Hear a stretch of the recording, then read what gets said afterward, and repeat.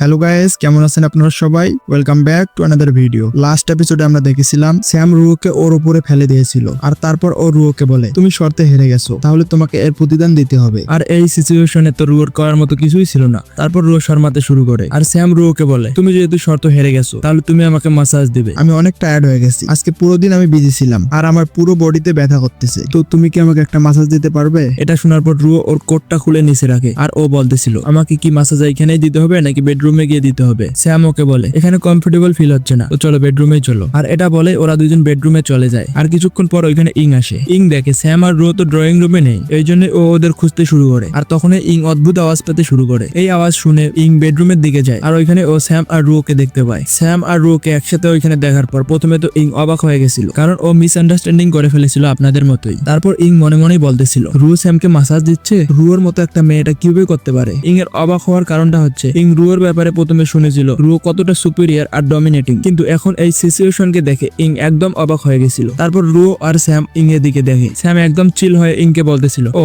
তাহলে তোমার কাজ তো শেষ হয়ে গেছে, তুমি কিছুক্ষণ রেস্ট করো। রুয়ো এখন আমাকে মাসাজ দিচ্ছে, ওর কাজ কিছুক্ষণের মধ্যে শেষ হয়ে যাবে। আর এইসব শোনার পর ইং নিজে নিজেই ভাবতে শুরু করে, আর ও মনে মনে ভাবতেছিল রুয়োর এই ব্যাপারে কোনো চিন্তা নেই যে আমি ওকে স্যামের সাথে দেখেছি। এর মানে তো এটা হতে পারে যে রুয়ো আর আমি একদমই সেম, মানে স্যাম আমার সাথে আর রুয়োর সাথে একদমই সেম ব্যবহারই করে। আর যদি এমনটাই হয় তাহলে আমি আর রুয়ো একদম ট্রু অ্যালাইস, মানে একদম ভালো বন্ধু। তো স্যাম রুয়োকেও কন্ট্রোল করতে পারে। আমি যতটা ভেবেছিলাম স্যাম তো তার থেকেও পাওয়ারফুল। ইং এতটা ভাবার পর বেডের দিকে চলে যায়, আর ও রুয়োকে বলতেছিল আমিও তোমাকে সাহায্য করবো স্যামকে মাসাজ দিতে। আর এটা শোনার পর রুয়ো একদম অবাক হয়ে যায়। তারপর স্যামকে রুয়ো আর ইং দুইজনেই মাসাজ দিতে শুরু করে। আর এটা দেখার পর রুয়ো অবাক হয়ে গেছিল। আর এরা দুইজনেই যেহেতু পুরো ব্যাপারটা জানতো না, তাই স্যাম দুইজনকে যেমন খুশি তেমন ভাবে নাচাচ্ছিল। রুয়ো একদমই বিশ্বাস করতে পারতেছিল না যে ইং ওকে মাসাজ করাতে সাহায্য করতেছে, কারণ রুয়ো এইটা জানতো যে টেকনিক্যালি স্যাম আর ইং গার্লফ্রেন্ড বয়ফ্রেন্ড, মানে ওরা দুইজন রিলেশনশিপের মধ্যে আছে। কিন্তু ইং যখন দেখলো রুয়ো স্যামকে মাসাজ দিচ্ছে, তো তারপরেও কিছু বলেনি। আর তাছাড়াও ও রুয়োকে মাসাজ দিতে সাহায্য করছিল, আর তাছাড়া ও রুয়োকে বোন বলে ডাকতেছিল। রুয়ো তো প্রথমে মনে করছিল যে ইং এর মনে হয় কোনো সমস্যা আছে, যেমন মনে করুন মেন্টাল প্রবলেম, আর সেই জন্যই ও এমনটা করতেছে। তারপর রুয়ো ভাবতে শুরু করে যে ইং এতটাই পারফেক্ট, সবাই ওকে পারফেক্ট বলে ডাকে, কিন্তু ইং এর মধ্যে যদি কোনো সমস্যা থাকতো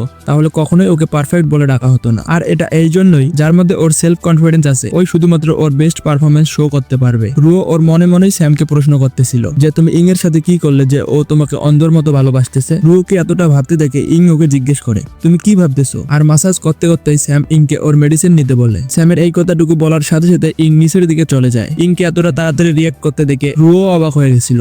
রুয়ো ভাবতেছিল এই মেয়েটার প্রবলেমটা কি, এখানে আসলে ব্যাপারটা কি যে এই কারণে ইং এভাবে ব্যবহার করতেছে। ইং এর নিচে দেওয়ার সাথে সাথেই রুয়ো স্যামকে প্রশ্ন করে এখানে হচ্ছেটা কি, তুমি কি আমাকে কিছু বলবে? মাসাজের মজা নেওয়ার পর স্যাম বেডের মধ্যে উঠে বসে, আর ও রুয়োকে বলতেছে তাহলে তুমি আমাকে $1 বিলিয়ন দাও, আমি তোমাকে সব সত্যি করে বলে দিব। স্যামকে এমন ভাবে মজা করতে দেখে রুয়ো ওকে বলে আমার সাথে মজা করা বন্ধ করো, আমার এতটাও জানার শখ নেই যে তোমরা দুজন কিভাবে একজন আরেকজনকে ভালোবেসে ফেললে। সত্যি কথা বলতে সু ফ্যামিলি তোমার আর ইং এর রিলেশনশিপের ব্যাপারে ইনভেস্টিগেশন করতেছে। স্যাম তারপর রুয়োকে বলতেছিল প্রথমে ওরা আমার ব্যাপারে ইনভেস্টিগেশন করছিল না, কিন্তু ইং যখন আমার সাথে পালিয়ে এসেছিল তখন ওরা আমার ব্যাপারে ইনভেস্টিগেশন করতে শুরু করে। রুয়ো স্যামকে জিজ্ঞেস করে তো এখন তুমি কি করবে, তুমি কি সু ফ্যামিলিতে বিয়ে করবে? স্যাম ওর কাপড় পরতে পরতে রুয়োকে বলছিল আমাকে দেখে কি মনে হয় আমি কি কোনো ফ্যামিলিতে বিয়ে করব? তারপর রুয়ো স্যামকে বলে তাহলে কি তুমি ব্রেকআপ করবে? তুমি যদি ব্রেকআপও করে ফেলো তাহলে সু ফ্যামিলি তোমাকে এত তাড়াতাড়ি ছেড়ে দিবে না। তারপর স্যাম ওর কাপড় পরে নেয়, আর ও হাসতে হাসতে রুয়োকে বলতেছিল এখানে ব্রেকআপ করার কি প্রয়োজন যদি আমি সু ফ্যামিলির সমস্যাকে হ্যান্ডেল করে নিতে পারি। এটা শোনার পর রুয়ো অবাক হয়ে যায়, আর ও স্যামকে জিজ্ঞেস করতেছিল সু ফ্যামিলির সমস্যাকে আমরা কিভাবে সমাধান করতে পারবো? তুমি কি ভুলে গেছো এখন তুমি আমার বয়ফ্রেন্ড? তারপর স্যাম ওর প্যান্ট পরতে পরতেই বলতেছিল এই জিনিসটাই আমি তোমাকে বলেছিলাম যে আমরা এখন কারেন্ট সিচুয়েশনকে হ্যান্ডেল করতে পারবো। রুয়ো ওর মাথায় তো অনেকগুলো প্রশ্ন আসছিল। তারপর ও স্যামকে বলে তুমি কি বলতেছো, আমি তো কিছুই বুঝছি না। সু ফ্যামিলি এখনো পর্যন্ত রুয়ো আর স্যামের রিলেশনশিপের ব্যাপারে জানে না, আর এই জন্য এখন শুধু ওই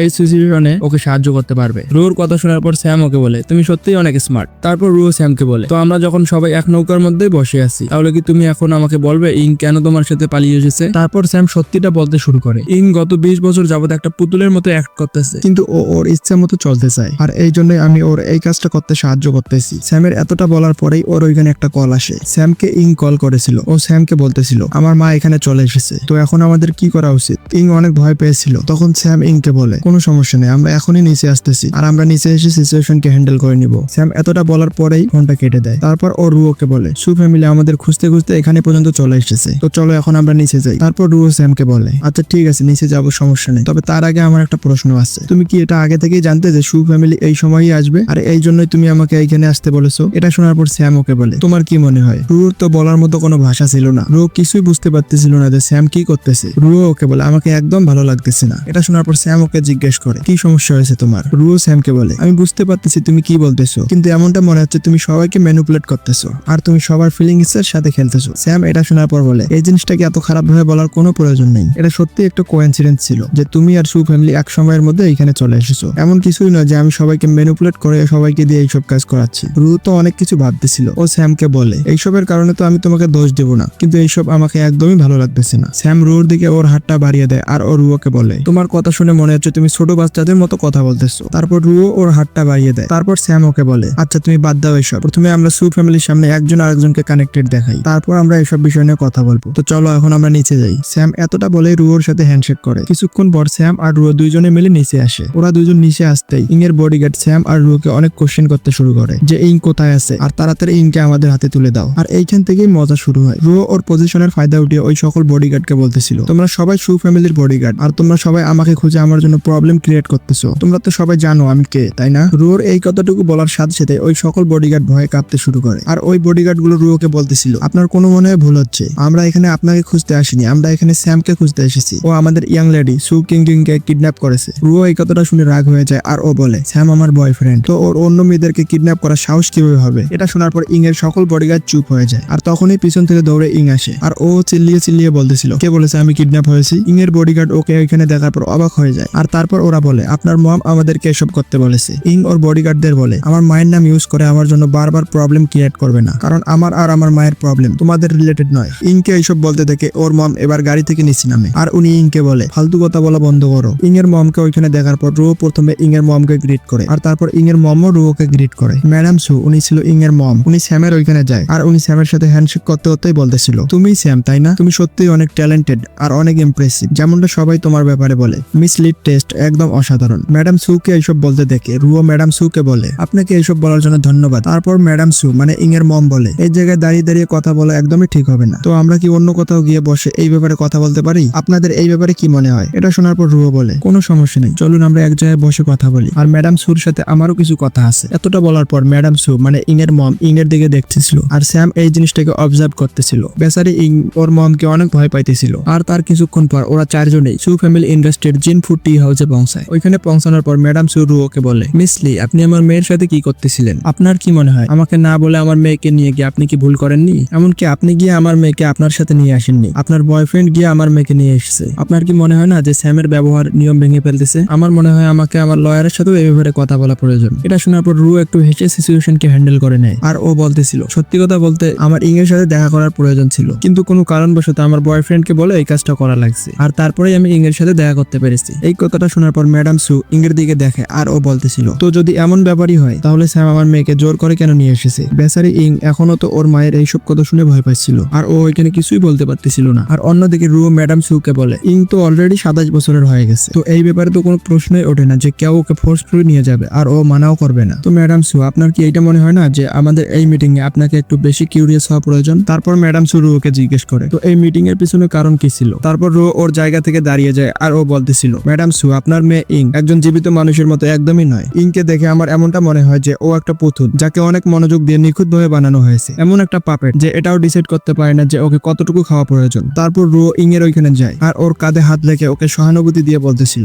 ইং অনেকদিন যাবত আমাকে দেখে জ্বলতেছিল আর ও আমার মতো হওয়ার চেষ্টা করতেছিল। এই কথাটা শোনার পর যতটা অবাক আপনারা হয়ে গেছেন ততটাও অবাক হয়ে গেছিল ম্যাডাম সু। তারপর উনি অবাক হয়ে রুওকে জিজ্ঞেস করতেছিল, কি বলতেছেন আপনি এসব? তারপর রুও ইং এর কাঁধ থেকে হাত ছড়ায় আর ম্যাডাম সুকে জিজ্ঞেস করে, ইং আমার সাথে দেখা করতে চাইছিল। ইং এর কোনোভাবে মনে হয়েছিল যে আমি ওকে কোনো না কোনো ভাবে সাহায্য করতে পারবো, কিন্তু আমি ওকে কিভাবে সাহায্য করতে পারবো? তারপর রুও কিছু মেডিসিন বাইরে বের করে আর ওগুলো ম্যাডাম সুকে দেখিয়ে বলতেছিল, ম্যাডাম সু, আপনি কি জানেন এগুলো কি? এগুলো হচ্ছে ওই মেডিসিন যেগুলো আমি সবসময় ইউজ করি, আর এইবার ইং এই মেডিসিন গুলো আমার জন্য কিনে নিয়ে এসেছে। এটা শোনার পর ম্যাডাম সু একটু ঘাবড়ে যায় আর উনি বলতেছিল, ইং এই মেডিসিন গুলো কিনে নিয়ে এসেছে, কিন্তু এটা তো তেমন বড় কোনো বিষয় না। রুও অনেক ভালোভাবে ম্যাডাম সুকে ম্যানিপুলেট করতেছিল। পয়েন্ট মেডিসিনটা কেনা নয়, পয়েন্ট হচ্ছে এটা যে যখন ইং আমার জন্য এই মেডিসিন গুলো কিনেছিল তখন ও যে খুশি হয়েছিল এটা আপনাকে বলে বোঝানো সম্ভব না। ইং কখনোই নিজে নিজেই মেডিসিন কিনেনি, ওর কাছে বাইরে গিয়ে মেডিসিন কেনা অনেক এক্সাইটিং একটা ব্যাপার, আর তাও আবার 27 বছর পর। ম্যাডাম সু, আপনার কি মনে হয় না এখানে কোনো না কোনো গড়বড় আছে? ইং ওর মাথা নিচু করে ফেলে, কারণ ইং জানতো রুও এই সব কথাই বানিয়ে বানিয়ে বলতেছে যাতে ও এই ব্যাপারটাকে ভালোভাবে হ্যান্ডেল করে নিতে পারে। আর স্যামও এই বিষয়টা জানতো, আর এই জন্যই ও মনে মনে রুওর অনেক তারিফ করতে করতে শুরু করে যে ও এত ভালো একটা লজিক্যাল রিজন দিচ্ছে যে ম্যাডাম সুর কথাই বন্ধ হয়ে গেছে। রুও এই পর্যন্তই শান্ত হয় না। ও ম্যাডাম সুকে বলে, ম্যাডাম সু, ইং এখন অনেক আপসেট। আজকে যখন আমি আর স্যাম ইং এর সাথে দেখা করেছিলাম তখন ইং শুধুমাত্র একবার নিজে নিজেই বাইরে গিয়ে মেডিসিন কিনে আনতে চেয়েছিল যাতে ও এটা দেখতে পারে যে বাইরের দুনিয়া কেমন। আচ্ছা এই জিনিসটা বাদ দিলাম, আজকে তো আমরা দুজন ওর সাথে ছিলাম, কিন্তু যখন ও একাই থাকবে তখন ও এই জিনিসটা কাকে বলবে? আপনার কি একদম কোনো টেনশন হয় না যে পরের বার ইং নিজের কোনো ক্ষতি করে ফেলবে? রুয়োর এই কথাটা বলার পর পুরো রুমটা 3 মিনিটের জন্য একদম শান্ত হয়ে যায়। আর তারপর ম্যাডাম সু এটা দেখার পর যে রুয়ো আর স্যাম ওর মেয়ের চিন্তা করতেছিল এটা দেখার পর ও হাসতে হাসতেই বলতেছিল, তো আপনি এটা বলতেছেন যে আমি আপনাকে ধন্যবাদ বলবো মিসলি? তারপর রুয়ো বলতেছিল, ইং আমার বন্ধুর মতো, তো আপনাকে কোনো ধন্যবাদ বলার প্রয়োজন নেই। আর এটা দেখার পর স্যাম মনে মনে হাসতে শুরু করে, কারণ ও বুঝে গেছিল সিচুয়েশন একদম ক্লিয়ার হয়ে গেছে। আর ও মনে মনেই বলতেছিল, রুয়ো তুমি অনেক ভালো একটা কাজ করেছো, এবার এই জিনিসটা আমি অনেক তাড়াতাড়ি শেষ করে দিব এই আগুনের মধ্যে পেট্রোল ঢেলে। তারপর স্যাম চিল্লিয়ে ম্যাডাম সুকে বলে, ম্যাডাম সু, আমি আর রুয়ো আজকে পুরো দিন এই জিনিসটার উপর কাজ করতেছিলাম আর আমরাও এই জিনিসটার কারণে চিন্তায় আছি। স্যামকে এতটা রেগে যেতে দেখে রুয়ো মনে মনে ভাবতেছিল এর আবার কি হলো, আর ও মনে মনেই বলতেছিল স্যাম হঠাৎ করে এতটা রেগে গেল কেন। আর তারপর রুয়ো বুঝে যায় যে স্যাম একদম রেগে নেই, ও শুধুমাত্র এই জিনিসটা অনেক তাড়াতাড়ি শেষ করতে চাইতেছে, তো এই জিনিসটার মধ্যে আমাকে ওকে সাহায্য করা প্রয়োজন। এই জিনিসটা ভাবার পর রুয়ো স্যামকে বলতেছিল, এটা তুমি কি বলতেছো ডিয়ার, ইং আমার বন্ধু, তো তোমাকে এইসব বলার কোনো প্রয়োজন নেই। এটা শোনার পর স্যাম বলে, তুমি কি এই জিনিসটার উপর এখনো বিরক্ত হওনি যে তুমি ইং এর হেল্প করেছো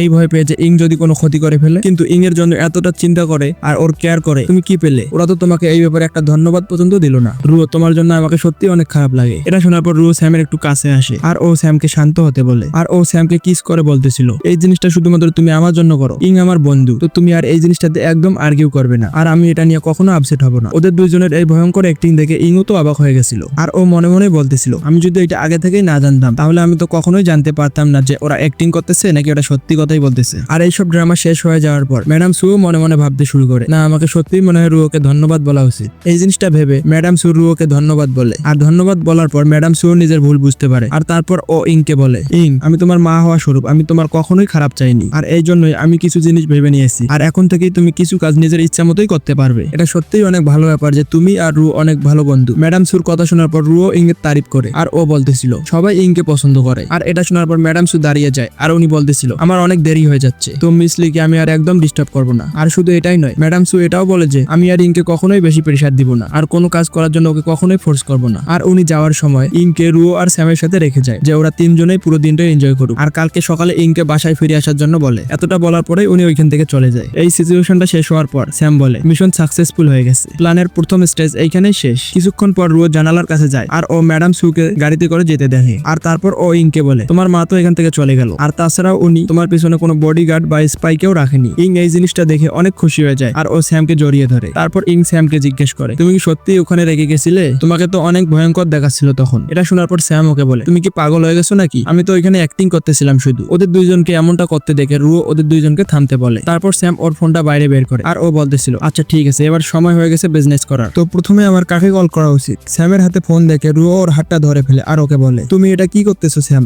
এই ব্যাপারটাকে আর তুমি একদমই কঠিন করবে না। তারপর স্যাম রুয়োকে বলে, আমি কি তোমাকে এমনটা বলেছি যে আমি কোনো প্রবলেম ক্রিয়েট করব? তারপর রুয়ো স্যামকে বলে, তুমি কি এখন খেলা বন্ধ করবে? এখন সবকিছুই ঠিক আছে, ম্যাডাম সু তোমার এগেইনস্টে আর কোনো অ্যাকশন নেবে না, আর এই জন্যই তুমি ভবিষ্যতে ইং এর সাথে দেখা করতে পারবে, তো এখন তোমার আর কি প্রয়োজন? তারপর স্যাম ইং এর দিকে দেখে, ও তো অনেক শর্মাচ্ছিল। স্যাম ইংকে বলে, তুমি কি সিক্রেটলি ফিউচারের মধ্যে দেখা করতে চাও? এটা দেখে তো এমন মনে হচ্ছে যে আমাদের দুইজনের মনে হয় কোনো গোপন সম্পর্ক চলতেছে, তো তোমার কি এই ধরনের রিলেশনশিপ পছন্দ? আমার তো এই ধরনের রিলেশনশিপ একদমই পছন্দ নয় যদি তুমি আমাকে ফলো করতেছো। তারপর স্যাম ওর ট্রু ফিলিংস ইংকে বলে যে কিভাবে ও লাভ এন্ড ফ্যামিলির মধ্যে ফোর্স হতে চায় না। স্যামের এই কথাটা শুনে ইংকে তো ভালো লাগে, কিন্তু রুয়োকে এই কথাটা একদমই ভালো লাগে না, কারণ যদি এমনটাই চলতে থাকে তাহলে স্যাম আর ইং অনেক ক্লোজ চলে আসবে। তারপর স্যাম ইং এর কাঁধে হাত রাখে আর ওকে বলতেছিল, ইং আমার কথা শোনো, আমি এখন একটা কল করব, আর তারপর আমি আরো অনেক লোককে কল করব। আমি চাই যে তুমি সু ফ্যামিলির উপর রাজত্ব করো আর ওদের পাওয়ারকে তুমি নিজে ইউজ করো, আর আমি এটাও চাই যে তুমি তোমার ফ্যামিলি কোম্পানি জিন ফুড যত তাড়াতাড়ি সম্ভব সিইও হবে, আর শুধু কোম্পানিতেই নয় তোমাকে বাড়িতেও রাজত্ব করতে হবে। তুমি যদি এমনটা করতে পারো তাহলে তোমার মাদার আর ভবিষ্যতে তোমাকে কন্ট্রোল করতে পারবে না, আর উনি বুঝতে পারে যাবে যে তোমার মতো একটা পাওয়ারফুল মেয়ের সাথে কখনোই উনি ফাইট করতে পারবে না আর কখনোই কন্ট্রোল করতে পারবে না। আর যদি তোমার ফাদারের কথা বলি তাহলে আমার মনে হয় উনি যখন এই কথাটা শুনবে তখন উনি আরো বেশি খুশি হবে। স্যাম এইখানে ইংকে অনেক ভালোভাবে ম্যানিপুলেট করে ফেলে। ইংকে চুপ থাকতে দেখে স্যাম ওকে বলে, তোমাকে এই জিনিসটার অ্যান্সার দিতে হবে, তুমি কি এটা চাও যে তুমি তোমার ফ্যামিলির পাওয়ার নিজের করে নাও আর তুমি তোমার ফ্যামিলির উপর রাজত্ব করো? ইং তো একটু ভয় পাচ্ছিল, কিন্তু স্যাম আর একটু ফোর্স করার পর ইং ফাইনালি একটা ডিসিশন নিয়ে নেয়, আর ও স্যামকে বলতেছিল, আমি নিশ্চয়ই আমার ফ্যামিলির সিইও হব। ইং এর মুখ থেকে এই কথাটা শোনার পর স্যাম একটা লোককে কল করে আর ও ইংকে বলতেছিল, আচ্ছা ঠিক আছে, তাহলে আমি এই জিনিসটা শুরু করতেছি। তো এই ভিডিওতে এই পর্যন্তই। ভিডিও কেমন হয়েছে কমেন্ট করে অবশ্যই জানাবে। ভিডিও ভালো লাগলে ভিডিওকে লাইক করে চ্যানেলকে সাবস্ক্রাইব করে দিও। Thank you.